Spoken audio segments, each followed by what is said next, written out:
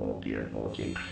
Quick DIY hack. If you are looking to attach plasterboard to the wall, what you would normally do is you would screw it into whatever you're trying to attach it to using plasterboard screws. That is not always possible. So, you've heard of expanding foam. You might not be aware of its ability to stick things really well together. So here we are in a situation where we've got a bit of plasterboard that needs to go onto this wall in this alcove. Very difficult to actually attach it because the walls are all what's called lath and plaster, which is a bit of a nightmare to actually attach into. So what do?